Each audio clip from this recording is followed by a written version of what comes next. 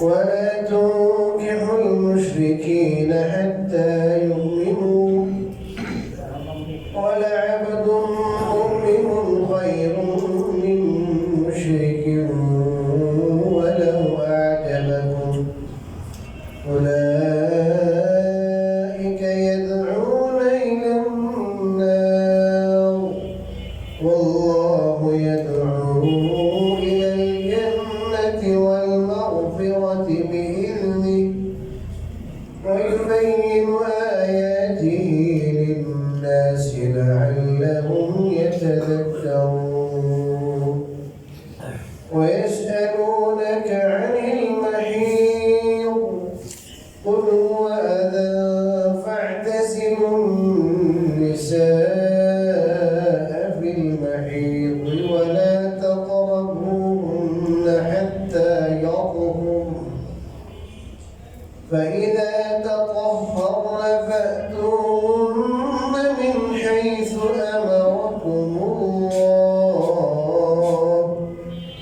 إن الله يحب التوابين ويحب المتطهرين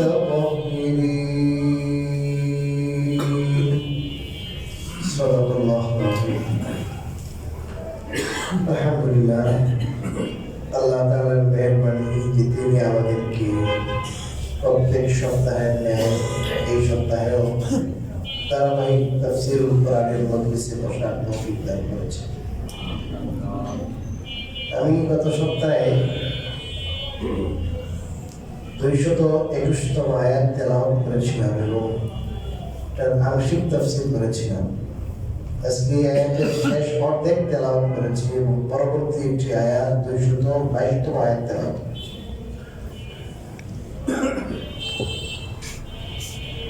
221তম আয়াতের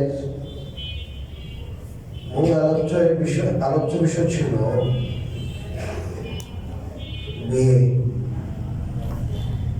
মুশরিক নারীদেরকে বিয়ে করার বিষয়ে আল্লাহ তাআলা নিষেধাজ্ঞা দিয়েছেন। তার কি কারণ সেটাও আল্লাহ বলেছেন। আজকে আমি শেষক থেকে তর্জমা করবো এবং সংক্ষিপ্ত তাফসীর করবো ইনশাআল্লাহ। আল্লাহ তাআলা বলেন ওয়ালা তুনকিহুল মুশরিকিনা, এবং তোমরা মুশরিকদের কাছে বিয়ে দিও না। মুশরিকদের কাছে বিয়ে দিও না মানে নিজের নারীদেরকে, নিজের মেয়ে বোন রিলেটিভ কাউকে বিয়ে দিও না। হাত্তা ইউমিনু, যতক্ষণ না তারা ঈমান এনেছে। ওয়ালা আবদুম মুমিনুন খায়রুম মিন মুশরিকিন ওয়ালাউ আ'জাবাকুম, আর নিশ্চয় মুমিন গোলাম, মুমিন একজন মুমিন গোলাম খায়রুম মিন মুশরিকিন, একজন মুশরিক থেকে, অর্থাৎ যে স্বাধীন মুশরিক থেকে উত্তম। ওয়ালাউ আ'জাবাকুম, যদিও বা সেই মুশরিক তোমাদেরকে মুগ্ধ করে। উলাইকা ইয়াদউনা ইলান নার, তারা জাহান্নামের দিকে ডাকে। আল্লাহু ইয়াদউ, আর আল্লাহ ডাকেন ইলাল জান্নাতি ওয়াল মাগফিরাতি, জান্নাতের দিকে এবং মাগফিরাতের দিকে, বিইজনিহি, তার হুকুমে। ওয়া ইউবাইয়িনু আয়াতিহি লিন-নাস, এবং তিনি তার নিদর্শনাবলী মানুষের জন্য বর্ণনা করেন। লাআল্লাহুম, যাতে করে তারা ইয়াতাযাক্কারুন, উপদেশ লাভ করে। আল্লাহ রাব্বুল আলামিন এখানে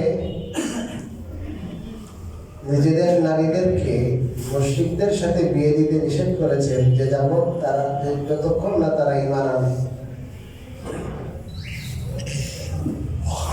এরপরে বলেন যে তোমাদের মুশরিক পছন্দ হতে পারে, মুগ্ধ করতে পারে, তার শারীরিক হয়তো অবস্থা খুব ভালো, দেহ খুব সুন্দর, তার টাকা পয়সা বেশি, তোমাদের খুব পছন্দ হয় মুশরিকটা, তোমাদেরকে মুক্ত করে। এটার কারণ ভিন্ন ভিন্ন হতে পারে, এটা আল্লাহ বলেন নাই। বলেছেন যদিও তোমাদের কোনো মুশরিক, কোনো কাফের তোমাদের খুবই পছন্দ হয়, তার থেকেও একজন গোলাম পরাধীন মুসলমান পুরুষ স্বাধীন মুশরিক থেকে পরাধীন গোলাম একজন মুসলমান মুমিন ভালো। আমাদের মুশরিকের পয়সা বেশি, এই জন্য তোমাদেরকে খুব মুগ্ধ করে। ওই মুশরিকের শরীর সুন্দর, দেখতে ভালো লাগে, এই জন্য মুগ্ধ করে। অথবা অন্য কোনো কারণ আছে যে কারণে তোমাদের খুব পছন্দ, খুব স্টাবলিশড, এটা ওইটা আল্লাহ বলেন না, যেহেতু তার ভিতরে ইমান নাই, হ্যাঁ, ইসলাম নাই তার ভিতরে, এই জন্য তার যত প্লাস পয়েন্ট অন্যগুলো আছে সব জিরো, কিছু নেই। অতএব তার সাথে তোমরা আত্মীয়তা করিও না। কেন?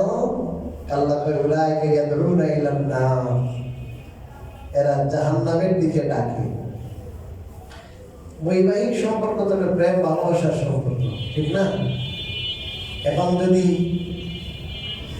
ছেলেটা যদি কি হয়, কাফের হয়, বেঈমান হয়, এর আকীদা দুরুস্ত না হয়, এক সংসারে একসাথে থাকতে থাকতে ছেলের যে আকীদা আছে, সে যে মুশরিক, তার আকীদা তার কাছে ঠিক আছে, ওর আকীদা ওর কাছে, আমার মেয়ের আকীদা আমার কাছে না। কিন্তু বিবাহের বন্ধনটা এমন যেটা দুই দেহ এক প্রাণের মতো, ঠিক না?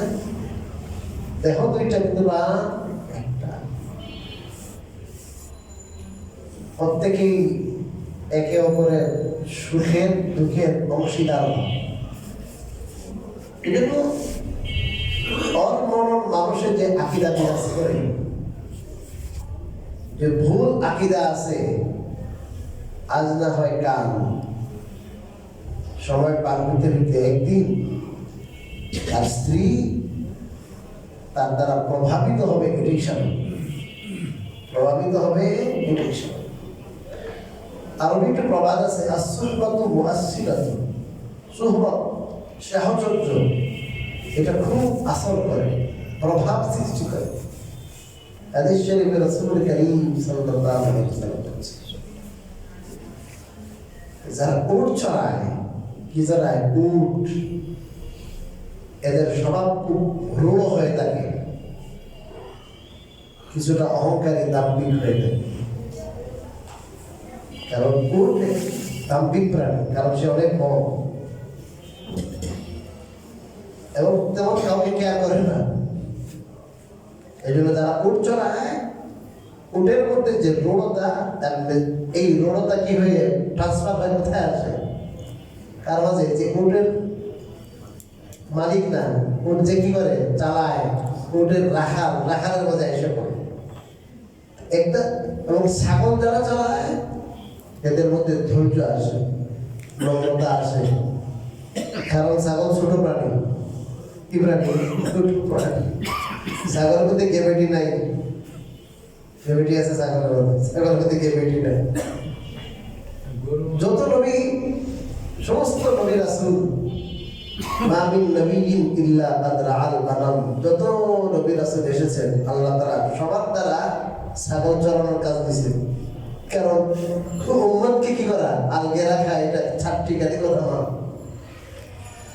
এই ছাগলের রাখাল গিরি করে ধৈর্যের পরীক্ষা দিয়েছে। এটা এদিকে এদিকে ধরতে, এটা ওদিকে ধরতে, ধৈর্যের পরীক্ষা নিয়েছেন। এরপরে আল্লাহ তাআলা বলেছে, এখন তুমি মানুষের রাখাল গিরি করো। আমাদের নবী সাল্লাল্লাহু আলাইহি ওয়াসাল্লাম কি করেছেন? ছাগল চড়াইছেন কিনা? ছাগল চড়াইছেন। আবার দেখানোর বিষয়গুলো মানুষের সোহবত নয়, একটা পশুর সোহবত পর্যন্ত কি করে, আসর করে, প্রভাব সৃষ্টি করে। মানুষের সোহবতের কথা কি বলেছেন রাসূলুল্লাহ সাল্লাল্লাহু আলাইহি ওয়াসাল্লাম? বলেছেন, মাসালুল জালিসিস সালেহ, সব মানুষ, ভালো মানুষ, আল্লাহওয়ালা মানুষের সোহবতে যারা যায়, আল্লাহওয়ালা মানুষ, নেককার মানুষের সাহচর্যে যারা যায়, এটার উদাহরণ হলো ওই মানুষের মতো যে মানুষ আতর বিক্রেতার কাছে যায়। কার কাছে? আতর বিক্রেতার কাছে যে যায় তার তিন অবস্থা রাসূল বলেছেন। কয় অবস্থা? এক অবস্থা হলো যে আপনি ওই আতর বিক্রেতার কাছে গেছেন, যাওয়ার পরে কিছু আতর কিনছেন। কি কিনতে বলেন? আতর কিনছেন। আতর কিনে তো আপনি আতর লাগাইবেন, গ্রান আছে, আসবে কিনা? আসবে না। অথবা আপনি আতর কিনেন নাই, আপনারা দেখে থাকবেন অবশ্যই যারা আতর বেচে এরা মানুষের এমনি কি লাগায়, এমনি একটু লাগাই দেয় কিনা, ভাই আতর লাগায় আপনার টাকা লাগবে না, বলে না যে ভাই আতর বিক্রি তার যদি একটু পছন্দ হয় তাহলে কিনতেও সে এমনি কিনছে, আপনারা আতর দিবে। এমনিও যদি আতর দেয় তাও তো কি লাগবে, আপনার গ্রান লাগবে কিনা। তিন নম্বর অবস্থা হলো যে না, আপনি আতর কিনে নাই, এই বেটা আতর দেও নাই, কিন্তু তাজিদা মিনহু রিহান তাইয়িবাতান, যে ওর কাছে বসার কারণে ওর আতরের দোকানে যে আতরগুলো আছে এগুলো বাইর করতেছে, লাগাইতেছে, ওখান থেকে আপনার ঘ্রাণ নাকে আসে কিনা। ভাই কি বলেন, যতক্ষণ বসবেন কি আছে, ঘ্রাণ আসে না? ঠিক তদ্রুপভাবে কোনো আল্লাহওয়ালা মানুষ, ভালো মানুষ, আকীদা দুরুস্ত, আমল দুরুস্ত, আত্মা দুরুস্ত, এই ধরনের মানুষের সোহবতে, আল্লাহওয়ালা মানুষের সোহবতে যদি বসেন, তার অন্তরে যে আল্লাহর প্রেম আছে, আল্লাহর ভালোবাসা আছে, এই জিনিসগুলো আপনাকে অবশ্যই প্রভাবিত করবে।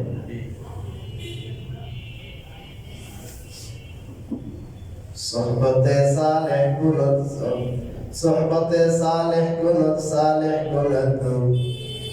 যদি সালেহ ভালো মানুষের সোহবতে যান, আপনি সালেহ হয়ে যাবেন। আর কোন খারাপ মানুষের সোহবতে যদি যান, খারাপ মানুষদের সোহবতে যেতে যেতে ভালো মানুষও কি হয়ে যায়, খারাপ হয়ে যায়। আপনারা আরো সহজ উদাহরণ দিলে আপনারা আরো সহজেই বুঝতে পারবেন। যে দেখবেন অনেক সময় ছোট ছোট বাচ্চা খুব ভালো ভালো, কিন্তু এই ছোট বাচ্চাকে আপনি কোথাও নিয়ে গেছেন কোনো আত্মীয়ের বাড়িতে, ওখানে খুব দুষ্ট একটা ছেলে আছে, এখানে এক সপ্তাহ ছেলে। এখন আপনি বাসায় আসবেন, দেখবেন, আসার পরে দেখে দেন আমার ছেলের তো আগের মতো নাই, হয় কিনা বলেন? ওই যে ছোট ছেলে যেটা আছে, ওই ছোট ছেলের সাথে মিশছে, মিশার কারণে ওর থেকে গালি শিখছে, ওর থেকে বিভিন্ন জিনিস সে অ্যাকসেপ্ট করছে। এখন দেখা যায় আপনার ছেলে আগের মতো, ঠিক কিনা বলেন? আর অনেক সময় দেখা যায় দুষ্ট ছেলে, কিন্তু দেখা যায় আরেকটা ভালো ছেলের সাথে মিশার কারণে ওই ভালো ছেলের গুণটা সে নেয় কিনা বলেন। একটা ছোট ছেলে কিন্তু সবকিছু অ্যাকসেপ্ট করার মতো এবিলিটি এখনো নাই, এক্সপেরিয়েন্স এখনো আসে নাই, তারপরও তারাও কিন্তু ভালো সোহবতে ভালো হয়, খারাপ সোহবতে কি হয়, খারাপ হয় কিনা বলেন। আর স্বামী স্ত্রীর বন্ধনটা কি ওয়ান টাইমের নাকি লং টাইমের? লং টাইমের। স্বামী স্ত্রীর যে লং টাইমের সোহবত আর সাহচর্য, এটা যদি একজনের আকীদা দুরুস্ত হয়, একজনের যদি আপনার তার মধ্যে কুফর থাকে, তার মধ্যে শিরক থাকে, তাহলে এই সাহচর্য কতটা তার মারাত্মক এফেক্ট করতে পারবে চিন্তা করে দেখো। এই জন্য আল্লাহ রাব্বুল আলামিন বলেছেন, খবরদার, হ্যাঁ টাকা পয়সা দেখা, বাড়ি গাড়ি দেখা, দুনিয়া দেখা, দেহ অবয়ব দেখে কি দিয়ে দিও না, দিয়ে দিও। এবার কথা বুঝতে পারছেন? সহবে উলাইকা ইয়াদউনা ইলান নার, এরা জাহান্নামের দিকে ডাকে। এই অর্থ, এরা জাহান্নামের দিকে ডাকের অর্থ হলো তারা তাদের আচার আচরণ উচ্চারণ এটাই তারা জাহান্নামের দিকে ডাকে। এই জন্য তাদের একটা হলো কথার ডাক, আরেকটা হলো কাজের ডাক। কিসের ডাক? কাজের মাধ্যমে কি করে ডাক, কোন দিকে? জাহান্নামের দিকে। আর একটা কথাও বলে যে তুই কি মুসলমানের জন্য কি হয়ে যান, কাফের হয়ে যাই, আমাদের দলে এসে বল, দুইজন দুই মেরুতে থাকবো কেন, এক কম্বলের নিচে শুই, এক কাতার নিচে আসি, এক ছাদের নিচে আসি, দুইজন দুই মেরুতে কেন, আসো এক হয়ে যাই, বলবে না? প্রথম দিন বলবো না, আস্তে আস্তে আস্তে আস্তে বলবে। আমাদের দেশের যারা সরকারে ছিল এদের নাম বলতেছি না, এরকম আছে। সংবিধান রচনা করেছে, সংবিধান আছে, হুজুর আহলে কিতাব। কি কিতাব? আহলে কিতাব। হ্যাঁ, আহলে কিতাবের সাথে বিয়ে দেওয়া জায়েজ আছে, বিয়ে করা আহলে কিতাব যদি হয় বিয়ে করা জায়েজ, তবে একদম উচিত না। জায়েজ কি কারণে? কারণ মৌলিক বিষয়ে তাদের আমাদের মিল আছে। ওরাও আখিরাত বিশ্বাস করে, আমরাও আখিরাত বিশ্বাস করি। ওরাও আল্লাহ বিশ্বাস করে, আমরাও আল্লাহ বিশ্বাস করি। ওরাও বলে আল্লাহ কোনো শরীক নাই, কিন্তু ঈসা আলাইহিস সালাম ওনার সম্মান বেশি, মানে যে আল্লাহর কি সন্তান, নাউজুবিল্লাহ। কিন্তু মুশরিক, অন্যান্য মুশরিক এরা তো বাস পুনরুত্থানের কি না বিশ্বাস হই না। এই জন্য তাদের সাথে বিবাহকে জায়েজ রাখা হয়েছে, কিন্তু এটা একদম উচিত না, কারণ তারাও জাহান্নামী, চিরস্থায়ী জাহান্নামী। এরাও অমুসলমান, তবে মুশরিক না। হযরত ওমর ইবনে খাত্তাব রাদিয়াল্লাহু তাআলা কঠিনভাবে নিষেধ করেছেন, রাজনৈতিকভাবে ঠিক না। তবে আজকালের আমেরিকা, লন্ডন, অস্ট্রেলিয়া ইত্যাদি যে খ্রিস্টান আছে না, আহলে কিতাব, এদের আপনার 5% আহলে কিতাব আছে কিনা সন্দেহ। আদমশুমারিতে খ্রিস্টান, আদমশুমারিতে ইহুদি, আর ম্যাক্সিমাম হলো সেকুলার। ম্যাক্সিমাম কি সেকুলার, কোন ধর্মে কি নেই এদের বিশ্বাস নাই। এরা ইনজিলকে কি মানে না, আল্লাহ কিতাব মানে না। তো খাতায় কলমে আদমশুমারিতে সরকারের নথিতে যদি কি থাকে, খ্রিস্টান থাকে, এটা যথেষ্ট না।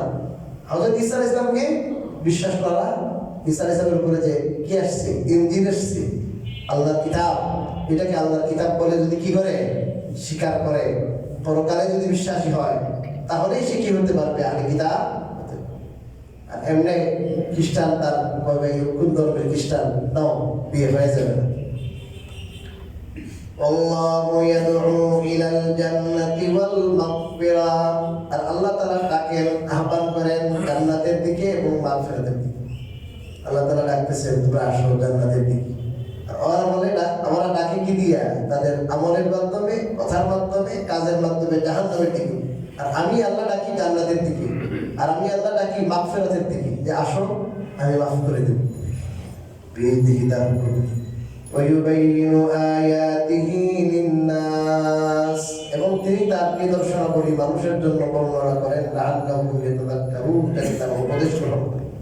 তো আল্লাহ রাব্বুল আলামিন এখানে যে নিষেধ করলেন যে ওদের তোমরা আহলে কিতাবকে বিয়ে করিও না, মুশরিকদেরকে বিয়ে করিও না, আর মুশরিকদের সাথে নিজের নারীদের বিয়ে দিও না, এটার দ্বারা উনি জান্নাতের দিকে আহ্বান করলেন।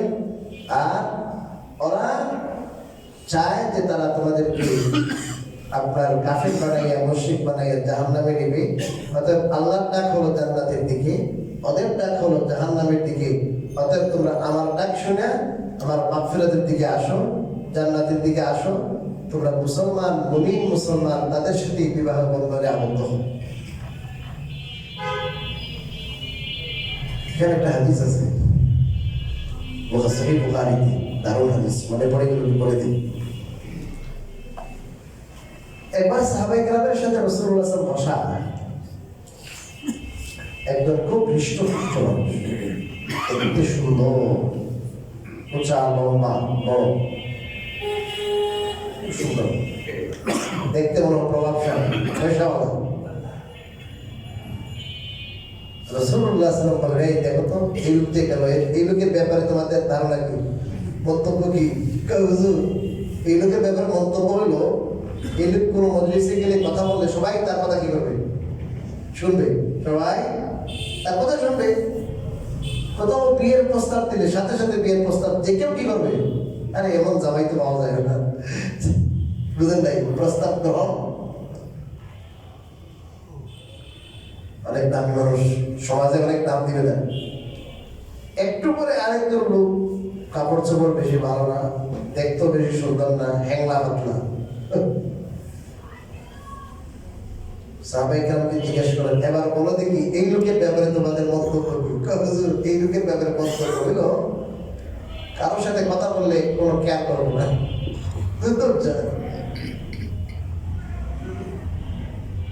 20,000, 30,000 টাকা, 50,000 টাকা মাছ নিয়ে বসা, এখানে একটা ফকির নিয়ে যদি যায়, নিয়ে একটা দাম কত, কেয়ার করবো? কথা বলেন, কেয়ার করবো? বড় শপে, 5 স্টার হোটেলে যাইয়া ম্যানেজারের সাথে কথা বলতেছি, এটা কি বিয়ে দিতে পারো, সাথে কথা বলে সময় লস করে কিনে লাভ থাকবে, ঠিকই না? হুজুর, ও কোথাও গেলে মানুষের কি দিবে না, কোনো গুরুত্ব দিবে না, এই কোনো কথা বললে কথা শুনবে না মানুষ, শুনতেই চাইবো না। কোথাও বিয়ের প্রস্তাব দিলে অন্যদিকে দেখো, অন্যদিকে দেখো, এই কারণে কি করবে এটা গ্রহণ।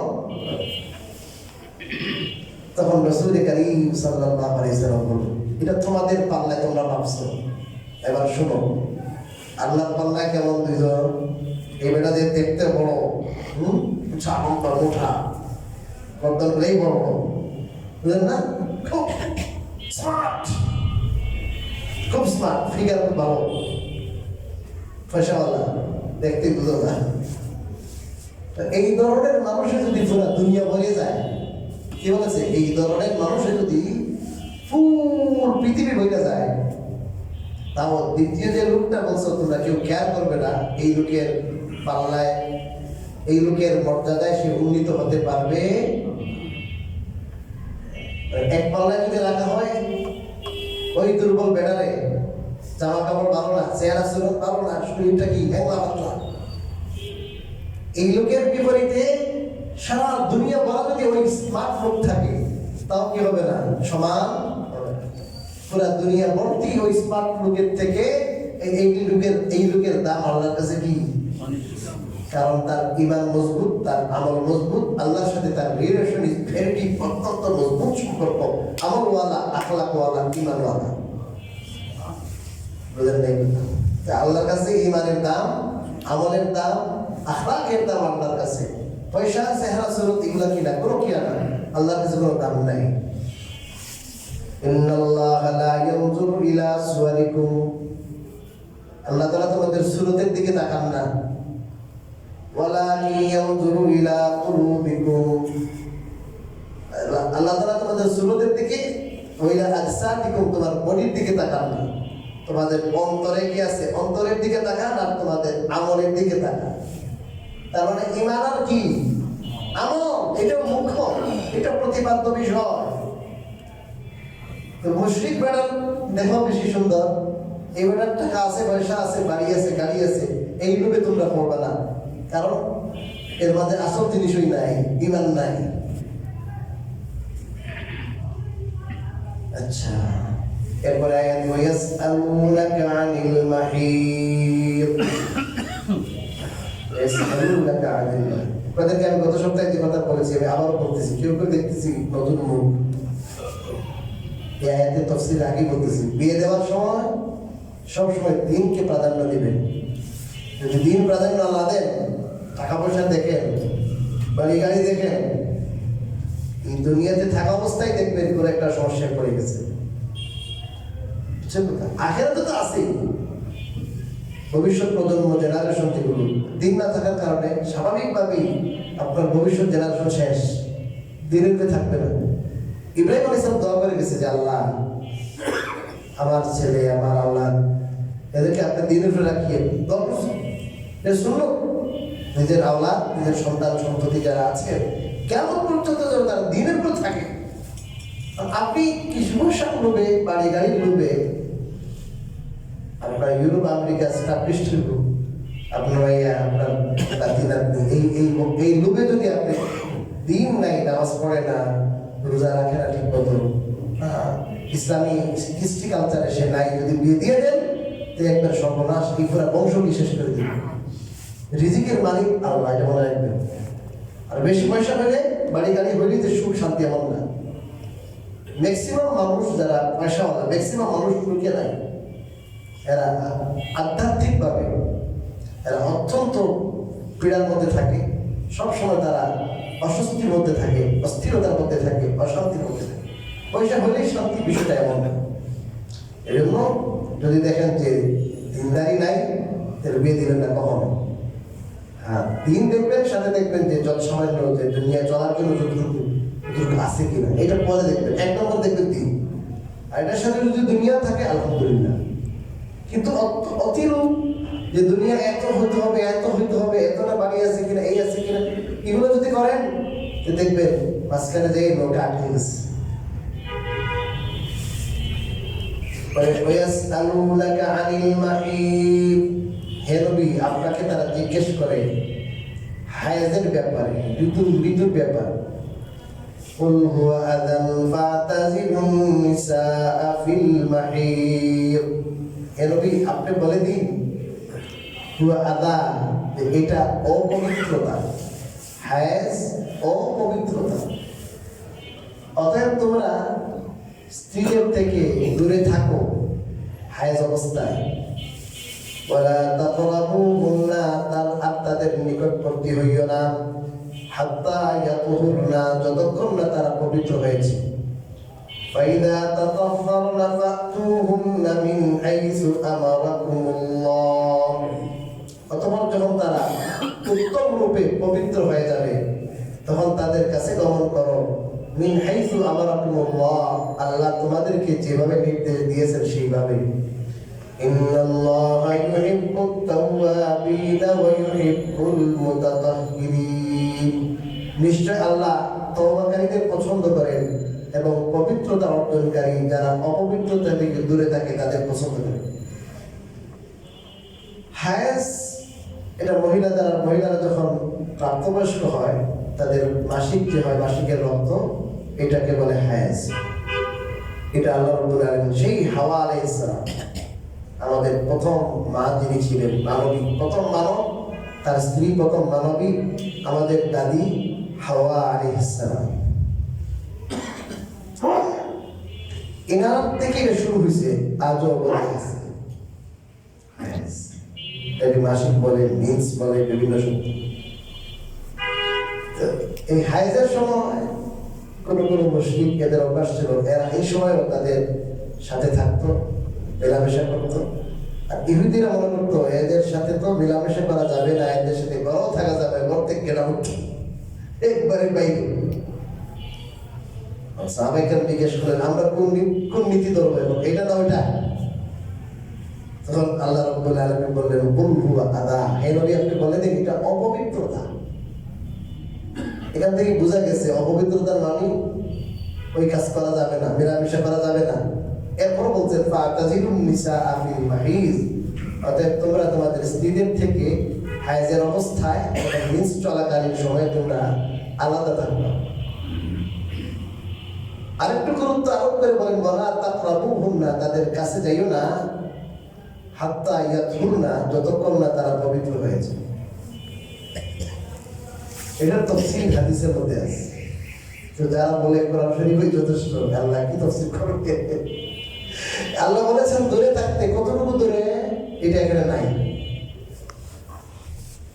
একজন সাহাবী এই ব্যাপারে জিজ্ঞেস করেছেন মা ইয়াহিলু লি মিন ইমরাআতি ওয়া হিয়া আইজ নবীজি আমার স্ত্রী যখন মিন্সরত থাকে হায়েজ অবস্থায় থাকে তখন আমার জন্য কি কি হালাল তখন রাসূলুল্লাহ সাল্লাল্লাহু আলাইহি ওয়াসাল্লাম বলেছেন যে তার এজার লুঙ্গি মানে নাভি থেকে হাঁটু পর্যন্ত এই যে একটা লুঙ্গি থাকবে যে জামা থাকবে এতটুকু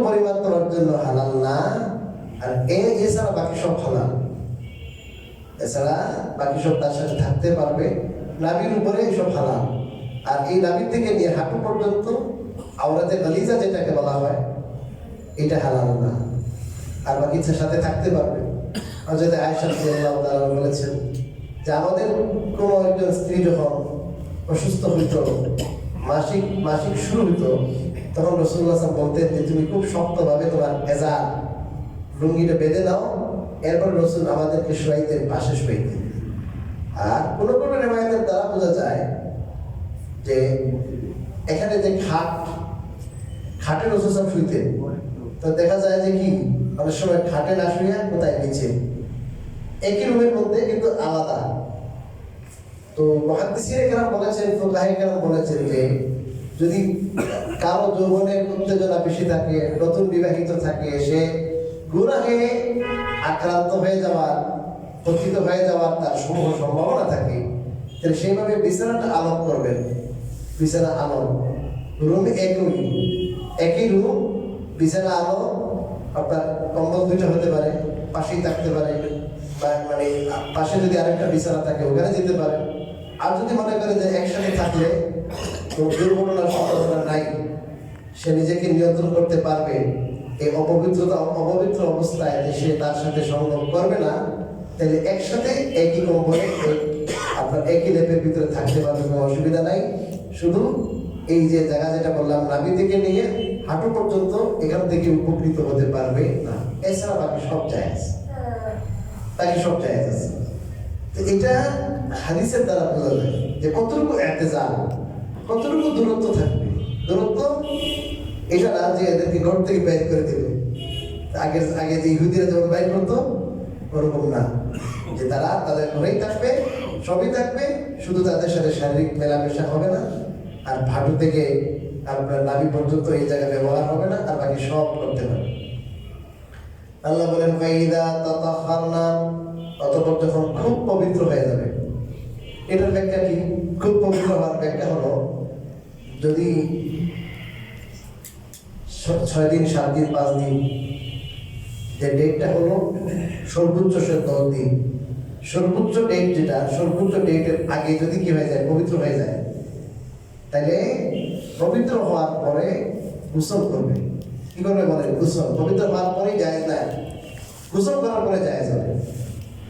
আর 10 দিন যদি অতিক্রম হয়ে যায়, তাহলে গোসল করার আগেও কি হতে পারে, যায় 10 দিন অতিক্রম হইলে, 10 দিন ফুল যদি হয়ে যায় নেশা, তাহলে তার উপর গোসল ফরজ। তারপরে কি ফরজ? গোসল ফরজ, এটা ঠিক আছে। কিন্তু যদি কি এর আগে যদি এটা করে, শারীরিকভাবে এটা জায়েজ আছে। কিন্তু এর আগে যদি বন্ধ হয়ে যায় 9 দিন 9 দিন 7 দিন 6 দিন, তাহলে তাকে কি করতে হবে? গোসল করতে হবে।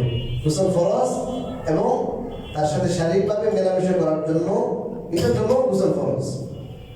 নামাজের জন্য যেমন গোসল ফরজ, শারীরিকভাবে মেলামেশা করার জন্য গোসল ফরজ। এটার নাম হলো তাতাহার। একবারে মাথা থেকে পা পর্যন্ত ধুইবে এবং নাকে পানি দেবে, মুখে কুলি করবে, এটাই হলো উত্তম পবিত্রতা। ভালো করে বসে মেজে পরিষ্কার হবে, যাতে করে একটা পশম পরিমাণ জায়গা শুকনো না থাকে। এটা হলো ফাইদা তাতাহার না, উত্তম রূপে পবিত্র হওয়ার কি ব্যাখ্যা। সময় তো শেষ হয়ে গেল, ইনশাআল্লাহ বাকিটুকু আগামী সপ্তাহে আল্লাহ তাআলা আমাদেরকে কথাগুলো বোঝায়।